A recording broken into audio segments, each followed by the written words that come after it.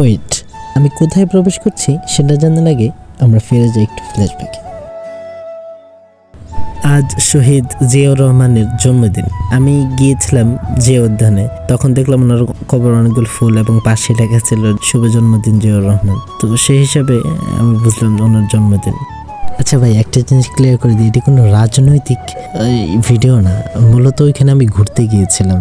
যখন আমি ওইখান থেকে বের হব এই সময় আমার বন্ধু ফোন দিল যে খেলা দেখবি নাকি। আমি বললাম কিসের খেলা দেখবো, কোথায় দেখবো, মানে স্টেডিয়ামে খেলা দেখবি, এটা আমার কল্পনার বাইরে ছিল।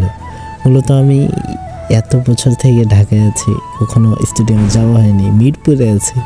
বলবেন আর কি যে মুখের মানুষ হজ পায় না, ওইরকম কিছু একটা কথা আর কি। এত বছরের একটি স্বপ্ন হুট করে পূরণ হয়ে গেল, তাও আবার ফ্রিতে। মানে আমি পুরোই শখ। মূলত আমি খেলা দেখতে গিয়েছিলাম, এখানে তো অনেকে দোয়া করতেছিল শহীদ জিয়াউর রহমানের জন্য।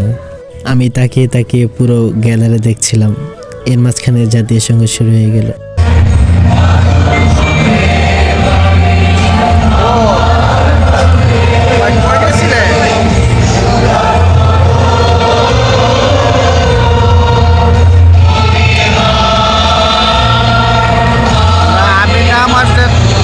এখানে মূলত শহীদ জিয়া টুর্নামেন্টের ফাইনাল ম্যাচ চলছিল। সেখানে রংপুর লোকাল টিম এবং সিলেট লোকাল টিম ফাইনাল উঠেছিল।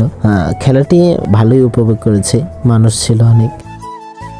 এর মধ্যে জাতীয় সঙ্গীত শেষ হয়ে গেল এবং খেলোয়াড়রা প্র্যাকটিস করতে মাঠে নেমে পড়ল। আর আমি আমার ক্ষমা একটু দেখাইতেছিলাম, ভালো লাগতেছিল, অনেক মানুষ ছিল। একটু পরে বন্ধু ফোন দিয়েছে, এখন বন্ধুরে খুঁজতে খুঁজতেই এই দিক থেকে ওই দিক খুঁজতেছিলাম, কই পামু অবশেষে পেলাম। এর মাঝখানে খেলা শুরু হয়ে গেল। সিলেট ব্যাটিং করতে নামলো এবং রংপুর বোলিং করছিল। দোনো প্লেয়ারই ভালো খেলতেছিল, ভালোই খেলছে। ওইখানে প্রায় 9টা 9:30 পর্যন্ত ওইখানে ছিলাম, তারপর চলে আসলাম। তো ভিডিওটি কেমন হলো জানবেন এবং লাইক কমেন্ট শেয়ার করে আমার পাশে থাকবেন। আর thanks for watching the video. আসসালামু আলাইকুম ওয়া রাহমাতুল্লাহি ওয়া বারাকাতুহু।